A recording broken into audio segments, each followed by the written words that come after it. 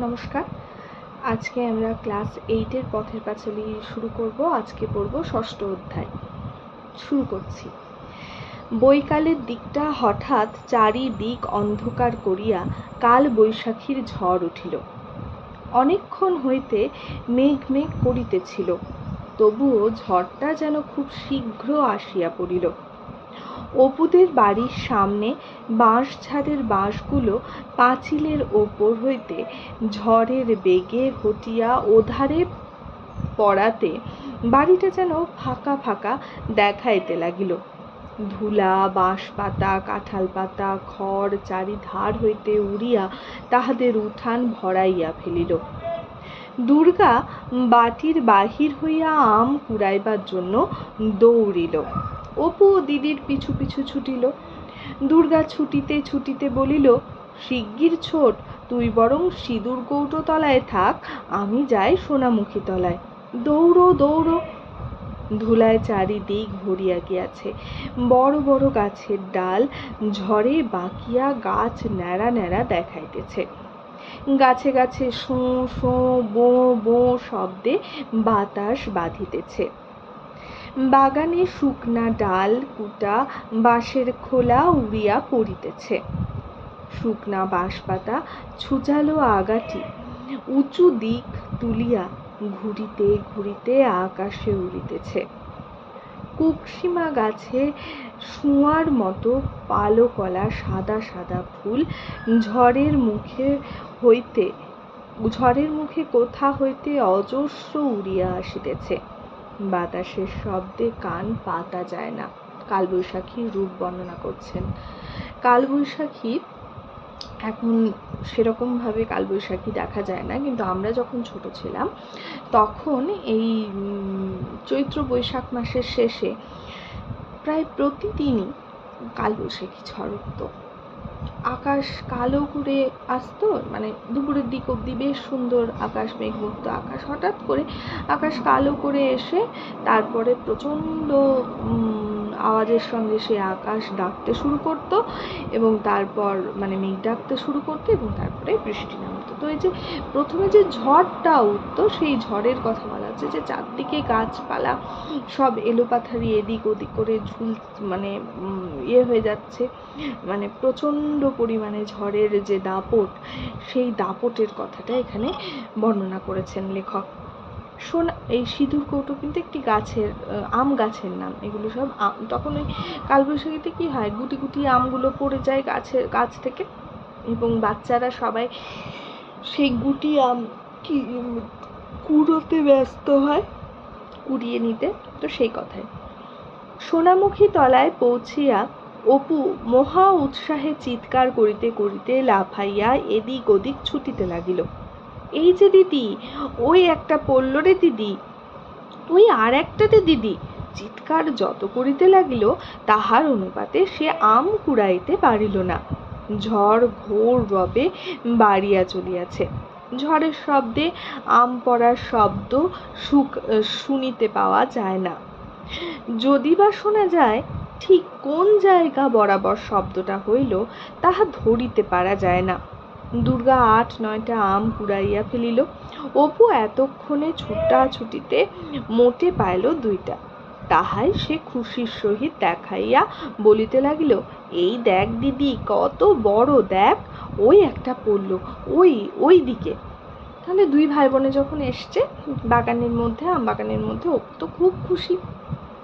সোনামুখী তলা মানে সোনামুখী আমের গাছ, একটা আমের একটা প্রজাতি, তার নাম। তো সে কি করছে, সে যেহেতু আম পড়ছে ঝড়ের মধ্যে, চারদিক থেকে সে আম পড়া দেখতে পাচ্ছে, তো সে তার মতন করে কুড়িয়ে নিচ্ছে। কিন্তু যতটা সে চিৎকার করছে ততটা সে কুড়োতে পারছে না। বাচ্চা তো, হাতে অত তো জায়গা নেই। এমন সময় হই হায় শব্দে ভুবন মুখুজ্জের বাড়ির ছেলে মেয়েরা সব আম কুড়াইতে আসিতেছে শোনা গেল। সতু চেঁচাইয়া বলিল, ও ভাই, দুর্গা দি আর অপু আম কুড়োচ্ছে। সতু দেখতে পেয়ে গেছে, ব্যাস চিৎকার করেছে। দল আসিয়া সোনামুখী তলায় পৌঁছিল। সতু বলিল, আমাদের বাগানে কেন এসো আম কুড়োতে? সেদিন মা বারণ করে দিয়েছে না? দেখি কতগুলো আম কুড়িয়েছ। সতু তো একটু দুষ্টু বাচ্চা মানে হিংসুটে বাচ্চা, ঠিক দুষ্টু না। অপু দুর্গাকে দুষ্টু বলা যেতে পারে, কিন্তু সতু হচ্ছে হিংসুটে। তো সতু কি করলো, সতু সর্বদাই ওদের উপরে হিংসে করে, সেই হিসেবে সে তার কাজকর্ম করছে। সে দুর্গা আর অপুকে বলছে, আমাদের কেন এসেছো এখানে, মা সেদিন বারণ করে দিয়েছে না। আসলে সতুরও ঠিক এখানে দোষ দেওয়া যায় না, কারণ সতু তার মাকে দেখেছে, অপু দুর্গাকে তার আসলে তার মা সহ্য করতে পারে না, সে তার মাকে অনুসরণ করেছে। পরে দলের দিকে চাহিয়া বলিল, সোনামুখীর আমগুলো সোনামুখীর কতগুলো আম কুড়িয়েছে দেখছিস টুনু, যাও আমাদের বাগান থেকে দুগ্গাদি মাকে গিয়ে নইলে বলে দেব। ওর হলো যে ওদের বাগান থেকে এতগুলো আম কুড়িয়েছে, টুনুকে বলছে। রানু বলিল, কেন তাড়িয়ে দিচ্ছিস সতু, ওরাও কুড়ুক আমরাও কুড়ুই। রানু কিন্তু অপু দুর্গার প্রতি রানুর স্নেহ মায়া আছে, সে ভালোবাসে। সে বলছে, ওরকম কেন করছিস, এত আম পড়ে আছে, ওরাও তুলুক আমরাও তুলছি। কুড়োবে বই কি, ও এখানে থাকলে সব আম ওই নেবে, আমাদের বাগানে কেন আসবে ও, না যাও দুগ্গাদি, আমাদের গাছের তলায় থাকতে দেব না। অন্য সময় হইলে দুর্গা হয়তো সহজে পরাজয় স্বীকার করিত না, কিন্তু সেদিন ইহাদের কৃত অভিযোগে মায়ের নিকট মার খাইয়া তাহার পুনরায় বিবাদ বাধাইবার সাহস ছিল না। তাই খুব সহজেই পরাজয় স্বীকার করিয়া লইয়া সে একটু মন মরা ভাবে বলিল, অপু আয় রে চল। হঠাৎ মুখে কৃত্রিম উল্লাসের ভাব আনিয়া বলিল, আমরা সেই জায়গায় যাই, চল অপু, এখানে থাকতে না দিলে বয়ে গেল, বুঝলি তো, এখানকার চেয়েও বড় বড় আম তুই আমি মজা করে কুড়োবো এখন, চলে আয়। এবং এখানে এতক্ষণ ছিল বলিয়া একটি বৃহত্তর লাভ হইতে বঞ্চিত ছিল, চলে আয়। এবং এখানে এতক্ষণ ছিল বলিয়া একটি বৃহত্তর লাভ হইতে বঞ্চিত ছিল, চলিয়া যাওয়ায় প্রকৃতপক্ষে সাপে বর হইল। সকলের সম্মুখে এইরূপ দেখাইবার যেন অধিকতর উৎসাহের সহিত অপুকে পিছন হইতে রাংচিতার বেড়ার ফাঁক গলিয়া বাগানের বাহির হইয়া গেল। অপুকে পিছনে লইয়া রামচিতার বেড়ার ফাঁক গলিয়া বাগানের বাহির হইয়া গেল। এই যে সতু তাকে অপমান করলো, সে তার তো অপমানটা খারাপ লাগলো।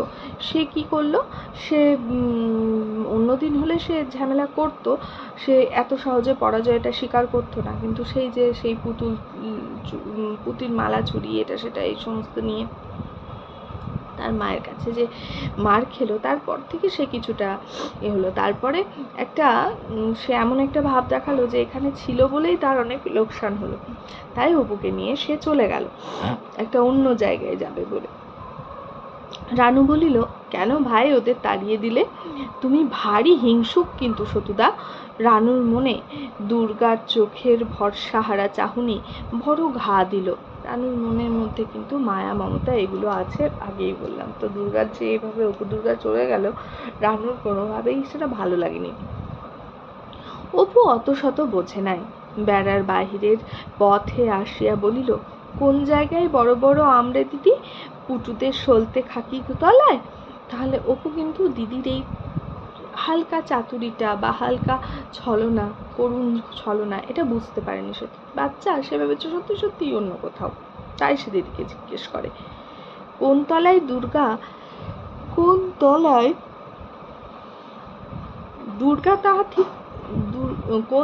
দুর্গা তাহা ঠিক করে নাই। একটু ভাবিয়া বলিল, চল গড়ের পুকুরের ধারের বাগানে যাবি, ওদিকে সব বড় বড় গাছ আছে, চল।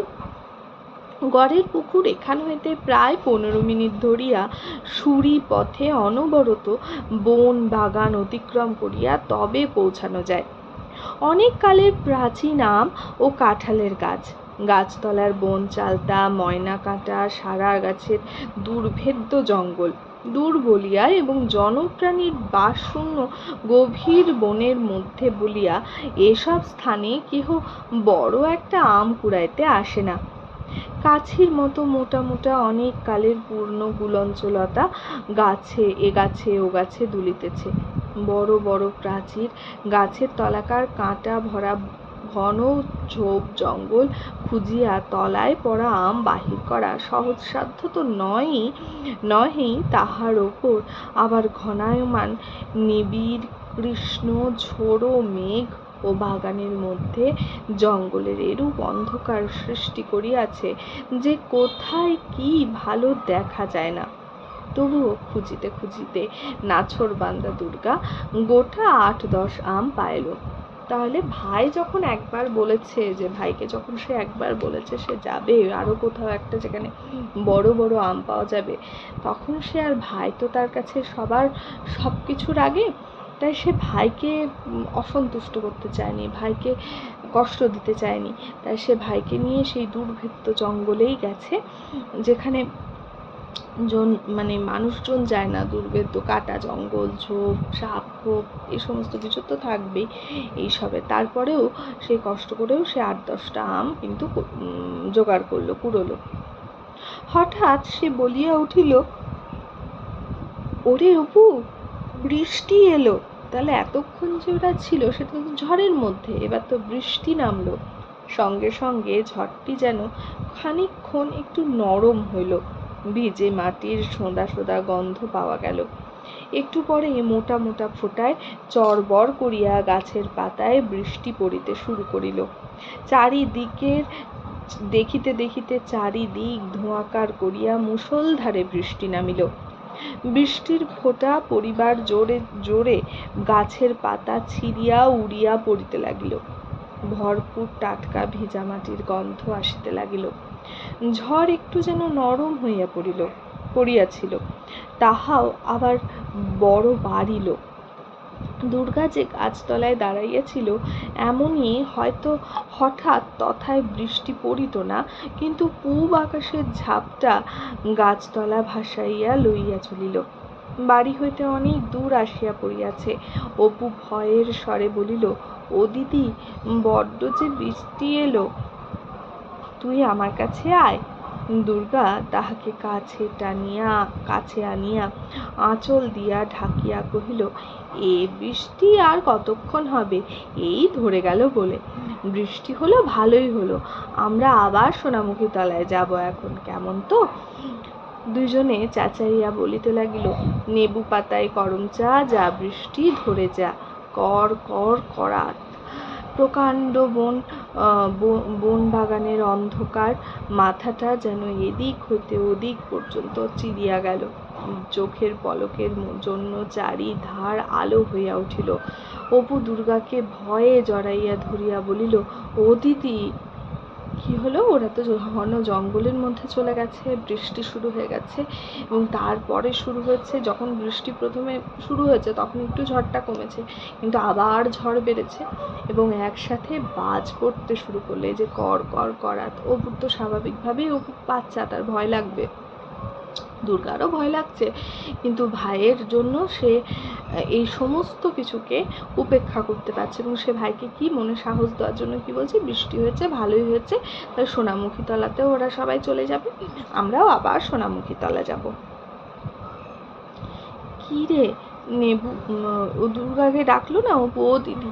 তখন অপু বলছে, দুর্গা বলছে, কি রে, ভয় কি রে, নেবু পাতায় করম চা, হে বৃষ্টি ধরে যা। নেবু পাতায় করম চা মানে দুর্গা সে মন্ত্র জপ করার মতো সে মন্ত্র জপ করে যাচ্ছে। নেবু পাতায় করম চা, যা বৃষ্টি ধরে যা, মানে বৃষ্টিকে ধরে যেতে বলছে, থেমে যেতে বলছে। গ্রাম বাংলায় এই সমস্ত ছড়াগুলো খুব প্রচলিত ছিল। বৃষ্টির ঝাপটায় তাহাদের কাপড় চুল ভিজিয়া টস টস করিয়া জল ঝরিতে লাগিল। চারিদিকে শুধু মুষলধারে বৃষ্টি পতনের হুস একটানা শব্দ। মেঘের ডাকে কানের তালা ধরিয়া যায়। একবার দুর্গার মনে হইতেছিল সমস্ত বাগানখানা ঝড়ে মরমর করিয়া উপুর হইয়া তাহাদের চাপা দিল বুঝি। কর কর করাত। অপু ভয়ে চোখ বুজিল। দুর্গা শুষ্ক গলায় ওপরের দিকে চাহিয়া দেখিল বাজ পড়িতেছে নাকি। গাছের মাথায় বন ধুধুলের ফল দুলিতেছে। শীতে অপুর ঠক ঠক ঠক করিয়া দাঁতে দাঁত লাগিতেছিল। দুর্গা তাহাকে আরও কাছে টানিয়া আনিয়া শেষ আশ্রয়ের সাহসে বার বার দ্রুত আবৃত্তি করিতে লাগিল, নেবু পাতায় করম চা, হে বৃষ্টি ধরে যা, নেবু পাতায় করম চা, হে বৃষ্টি ধরে যা, হে বৃষ্টি ধরে যা, নেবু পাতায় করম চা। ভয়ে তাহার স্বর কাঁপিতেছিল। অপুরও ভয় লাগছে, চারদিক অন্ধকার, এরকমভাবে বাজ পড়ছে এই জঙ্গলের মধ্যে। একটা মানে কি করবে এখন বুঝতে পারছে না। এর বৃষ্টির মধ্যে তারা বেরিয়ে যেতেও পারবে না। আর তারা দুর্গার তো ভয় লাগছে, কিন্তু সে ভাইকে তো তাকে সাহস দিতে হবে। সে ভাইকে ভালো করে ধরে সে দ্রুত যত তাড়াতাড়ি আবৃত্তি করছে, মানে আবৃত্তি সে যত তাড়াতাড়ি করবে তত যেন বৃষ্টিটা ছেড়ে যাবে। সন্ধ্যা হইবার বেশি বিলম্ব নাই। ঝড় বৃষ্টি খানিকক্ষণ থামিয়া গিয়াছে। সর্বজয়া বাহিরের দরজায় দাঁড়াইয়া আছে। পথে জমিয়া যাওয়া বৃষ্টির জলের উপর ছপ ছপ শব্দ করিতে করিতে রামকৃষ্ণ পালিতের মেয়ে আশালতা পুকুরের ঘাটে যাইতেছিল। সর্বজয়া জিজ্ঞাসা করিল, হ্যাঁ মা, ও দুর্গা আর অপুকে দেখেছিস ওদিকে? তাহলে মা তো চিন্তা করবে না, তার মা অপেক্ষা ঘরে আছে, ছেলে মেয়েগুলো কখন গেছে, তারা এখনো ফেরেনি। তার জন্য ঝড় বৃষ্টি এর মধ্যে হয়ে গেছে, বৃষ্টিও বেশ কিছুক্ষণ থেমে গেছে। তাই সে রামকৃষ্ণ পালিতের মেয়ে আশালতাকে জিজ্ঞেস করছে। আশালতা বলিল, না খুড়িমা, দেখিনি তো, কোথায় গিয়েছে? তারপর হাসিয়া বলিল, কি ব্যাং ডাকানি জল হয়ে গেল খুড়িমা। মানে হচ্ছে কত বৃষ্টি হয়ে গেল, মানে ব্যাং ডাকানি জল, মানে হুট করে অনেকটা বৃষ্টি হয়ে গেছে, এটাকে বোঝাচ্ছে। এটাও একটি গ্রাম্য কথন। সেই ঝড়ের আগে দুজনে বেরিয়েছে আম কুড়োতে যায় বলে, আর ফেরেনি। এই ঝড় বৃষ্টি গেল, সন্ধে হলো। ও মা, কোথায় গেল তবে? মা মানে সংশয় প্রকাশ করছেন। সর্বজয়া উদ্বিগ্ন মনে বাড়ির মধ্যে ফিরিয়া আসিল। কি করিবে ভাবিতেছে, এমন সময় খিড়কির দরজা ঠেলিয়া আপাতর মস্তক মানে পা থেকে মাথা পর্যন্ত সিক্ত ভেজা অবস্থায় দুর্গা আগে আগে একটা ঝুনা নারকেল হাতে, আর পিছনে অপু একটা নারকেলের বাগলা টানিয়া লইয়া বাড়ি ঢুকিল। সর্বজয়া তাড়াতাড়ি ছেলে মেয়ের কাছে গিয়া বলিল, ও মা, আমার কি হবে? সর্বজয়া ছেলে মেয়ের কাছে গিয়া বলিল, ও মা, আমার কি হবে? ভিজে যে সব একেবারে পান্তা ভাত হয়েছিস। পরে আহ্লাদের সহিত বলিল, নারকেল কোথায় পেলি রে দুর্গা? কোথায় ছিলি বৃষ্টির মধ্যে? তাহলে কি বলছে যে কিছুক্ষণ পর অপু দুর্গা ফিরে এসেছে, পুরো ভেজা, হাতে ওই সব নারকেল পাতা এই সমস্ত কিছু। তখন মা আহ্লাদ প্লাস শঙ্কা সব কিছু মিলে বলছেন যে আমার কি হবে, এবার তো ঠান্ডা লাগবে, পুরো তো ভিজে গেছে। অপু ও দুর্গা দুজনেই চাপা কণ্ঠে বলিল, চুপ চুপ মা, সেজো জেঠিমা বাগানে যাচ্ছে। এই গেল ওদের বাগানের বেড়ার ধারের দিকে যে নারকেল গাছটা, ওর তলায় পড়েছিল। আমরাও বেরোচ্ছি, সেজো জেঠিমারাও ঢুকলো। দুর্গা বলল, অপুকে তো ঠিক দেখেছে, আমাকেও বোধহয় দেখেছে। পরে সে উৎসাহের সঙ্গে অথচ চাপা সুরে বলিতে লাগিল, একেবারে গাছের গোড়ায় পড়েছিল মা, আগে আমি টের পাইনি। সোনামুখী তলায় যদি আম পড়ে থাকে, তাই দেখতে গিয়ে দেখি বাগলাটা পড়ে রয়েছে। অপুকে বললাম, অপু, বাগলাটা নেই, মার ঝাঁটার কষ্ট ঝাঁটা হবে। তারপর দেখি হস্তস্থিত নারকেলটার দিকে উজ্জ্বল মুখে চাহিয়া বলিল, বেশ বড় না মা? তাহলে ওরা কিন্তু নারকেল আছে জানে না, বাগড়া পড়েছিল, মায়ের একটা ঝাঁটার কষ্ট, তাই ওই নারকেলের পাতাগুলো চেঁচে ঝাঁটা বানাবে। তার জন্য অপুকে বলতে যাচ্ছিল, অপু ওটা নিয়ে আয়, মায়ের কষ্ট। তখন ওটা তুলেই দেখে নিচে নারকেল। অপু খুশির সুরে হাত নাড়িয়া বলিল, আমি অমনি বাগলাটা নিয়ে ছুট। সর্বজয়া বলিল, বেশ বড় দোমালা নারকেলটা, ছেঁচতলায় রেখে দে, জল দিয়ে নেব। ছেঁচতলা মানে উঠোনের পরে ঘরে ওঠার আগে যে জায়গা সেইটুকু, তখন সেখানে রেখে দে, নিয়ে যাব। সর্বজয়া বলিল, বেশ বড় দোমালা নারকেল, ছেঁচতলায় রেখে দে, জল দিয়ে যাব। অপু অনুযোগের সুরে বলিল, অপু অনুযোগে সুরে বলিল, তুমি বলো মা, নারকোল নেই, নারকোল নেই। এই তো হলো নারকোল, এইবার কিন্তু বড়া করে দিতে হবে, আমি ছাড়বো না কখনো। তাহলে তার মাকে নারকেলের বড়া খাবো বলে হয়তো বায়না করে, মা নারকেল নিয়ে বলে করে দেয় না, বলছে এবার কিন্তু করে দিতে হবে। বৃষ্টির জলে ছেলে মেয়ের মুখ বৃষ্টি ধৌত জুঁই ফুলের মতন সুন্দর দেখাইতেছিল। ঠান্ডায় তাহাদের ঠোঁট নীল হইয়া গিয়াছে, মাথার চুল ভিজিয়া কানের সঙ্গে লেপটাইয়া লাগিয়া গিয়াছে। সর্বজয়া বলিল, আয় সব কাপড় ছাড়িয়ে দিই আগে, পায়ে জল দিয়ে রোয়াকে ওঠ সব। রোয়াক মানে ওই বারান্দা, সে পায়ে জল দিয়ে সবাই ওঠ। বৃষ্টির পরে তো বৃষ্টি সিক্ত, মানে বৃষ্টি ভেজা যেন ফুলের মতন, জুঁই ফুলের মতন লাগছে মানে ছেলে মেয়েদেরকে। মায়ের কাছে তো তার সন্তান সবসময় সুন্দর, তাই সেই সৌন্দর্যটাকেই প্রকাশ করেছেন লেখক এইভাবে। খানিক পরে সর্বজয়া কুয়োর জল তুলিতে ভুবন মুখুজ্জের বাড়ি গেল। ভুবন মুখুজ্জের খিড়কির দৌড় পর্যন্ত যাইতেই সে শুনিল সেজ ঠাকরুন বাড়ির মধ্যে চিৎকার করিয়া বাড়ি মাথায় করিতেছেন। একটা মুঠো টাকার জোগাড় করে তবে বাগান নেওয়া, মাগনা তো নয়। তার কোনো কুটোটা যদি হা ঘরেদের জন্য ঘরে ঢোকাবার জো আছে। ওই ছুরিটা রাত দিন বাগানে বসে আছে, কুটো গাছটা নিয়ে গিয়ে ঘরে তুলবে। ও মা, ভাবলাম বৃষ্টি থেমেছে, যায় একবার বাগানটা গিয়ে দেখে আসি। এই এত বড় নারকেলটা কুড়িয়ে নিয়ে একেবারে দৌড়। এত শত্রুতা যেন ভগবান সহ্যই না করেন। উচ্ছন্ন যান, এই ভর সন্ধেবেলা বলছি, আর যেন নারকেল খেতে না হয়। একবার শিগগির যেন ছাতিম তলা সই হন।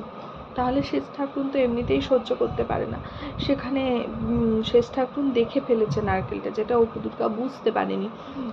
এবার সাপান্ত করছে যে এত যেন শত্রুর ভগবান যেন 3 রাত্রি যেন, মানে একেবারে যেন না 3 রাত্রি বলেনি, এখানে আগের বার বলেছিলেন। তো কি বললেন যে সন্ধেবেলা বলছি যেন নারকেলটা খেতে না হয়, একবারে ছাতিম তলায়, অর্থাৎ তাদের মৃত্যু কামনা করছে। সর্বজয়া খিড়কির বাহিরে কাঠ হইয়া দাঁড়াইয়া রহিল। ছেলে মেয়ের বর্ষণ সিক্ত কচি মুখ মনে করিয়া সে ভাবিল, যেন যদি গালাগাল ওদের লাগে।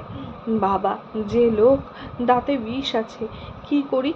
কথাটা ভাবিতেই তাহার গা শিহরিয়া উঠিয়া সর্বজয়া যেন অবশ হইয়া গেল। সে আর মুখুজ্জে বাড়ি ঢুকিল না। ভয়ে ভয়ে সে জল তুলিবার ছোট্ট বালতিটা ও ঘড়া কাখে লইয়া বাড়ির দিকে ফিরিল। পথে আসিতে আসিতে ভাবিল, যদি নারকেলটা ওদের ফেরত দিই, তাতেও কি গাল লাগবে? মা তো ওটা শুনেছে, এরকমভাবে সাবান্ত করছে, তাই সর্বজয়া আর যেতে পারলো না। তিনি ভাবলেন, যদি নারকেলটা ফেরত দিই তাহলে কি গালটা গায়ে লাগবে? তা কেন লাগবে? যার জিনিস তাকে তো ফেরত দেওয়া হলো, তা কখনো লাগে না। বাড়িতে পা দিয়াই মেয়েকে বলিল, দুর্গা, নারকেলটা সতুদের বাড়ি দিয়ে আয় গিয়ে। দুর্গা ও অপু অবাক হইয়া মায়ের দিকে চাহিয়া রহিল। দুর্গা বলিল, এক্ষুনি? হ্যাঁ, এক্ষুনি দিয়ে আয়, ওদের খিড়কির দোর খোলা আছে, চট করে যা, বলে আয় আমরা কুড়িয়ে পেয়েছিলুম, এই নাও দিয়ে গেলাম। অপু, আমাকে একটু দাঁড়াবে মা? দাঁড়াবে না মা, বড্ড অন্ধকার হয়েছে, চল অপু আমার সঙ্গে। তাহলে ছেলে মেয়ে কিন্তু বুঝলো ব্যাপারটা কিছু, যে মা বলছে, তখন নিশ্চয়ই মা কিছু একটা শুনেছে, এবং এটা যে তারা নিয়ে এসছে সেটা নিশ্চয়ই দেখেছে, নাহলে তারা তো কেন মা এরকম কিছু প্রশ্ন করতো। তারা কিন্তু প্রশ্ন করলো না। তো তারা বললো, শুধু অপু বললো যে অন্ধকার হয়ে গেছে, অপু একটু দাঁড়াবে মা। ছেলে মেয়ে চলিয়া গেলে সর্বজয়া তুলসী তলায় প্রদীপ দিতে দিতে গলায় আঁচল দিয়া প্রণাম করিয়া বলিল, ঠাকুর, নারকোল ওরা শত্রুতা করে কুড়োতে যায়নি, সে তো তুমি জানো। এই গাল যেন ওদের না লাগে, দোহাই ঠাকুর, তুমি ওদের বাঁচিয়ে বর্তে রেখো ঠাকুর, ওদের তুমি মঙ্গল করো, তুমি ওদের মুখের দিকে চেয়েও, দোহাই ঠাকুর, তাহলে সে নিজে মেয়েকে অনেক শাপান্ত করে, কিন্তু সেটা তো সে মন থেকে করে না। তো তাই এই যখন সে অন্যের মুখে মেয়ের নামে এই ধরনের শুনলো, ছেলে মেয়ের নামে, তখন তার গা শিউরে উঠলো। সে ঈশ্বরকে বলল সন্ধেবেলা সন্ধে দিতে গিয়ে যে যেন ওরা শত্রুতা করে আনেনি, অভাব, তাদের কিনে খাওয়ার সামর্থ্য নেই, অথচ বাচ্চা তো, তাদের তো খেতে ইচ্ছে করবে। এরকম অপু দুর্গার মতন চরিত্র আমরা আমাদের চারপাশে অনেক দেখি, এবং আমরাও এই অপু দুর্গার প্রতি অনেকেই সদয় হতে পারি না। আমরাও এই সেজ ঠাকুরন বা সেজু জেঠি বা এই সতু দাদার মতন ব্যবহার করে ফেলি।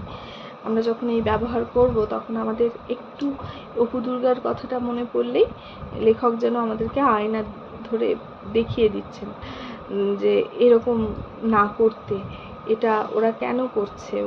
ওদের স্বভাব চুরি করা বা এরকম নয়, তাদের যে অভাব, সেই অভাব তাদেরকে এটা করতে বাধ্য করছে। বাচ্চা, তাদের একটা দুটো দিন ভালো মন্দ খেতে ইচ্ছে করবেই, সেটাই স্বাভাবিক, কিন্তু তারা পায় না, এবং যেটুকু তারা কুড়িয়ে পায় সেটুকু উদ্বৃত্ত, সেটুকুও তাদেরকে দেওয়া হয় না। আচ্ছা, আজকের মতো এতটুকুই। ভালো থেকো। এটা খুব ভালো উপন্যাস, খুব ভালো সামাজিক উপন্যাস, কিশোর সাহিত্যের একটি উৎকৃষ্ট নিদর্শন। আচ্ছা, আজকের মতো এটুকুই। টাটা।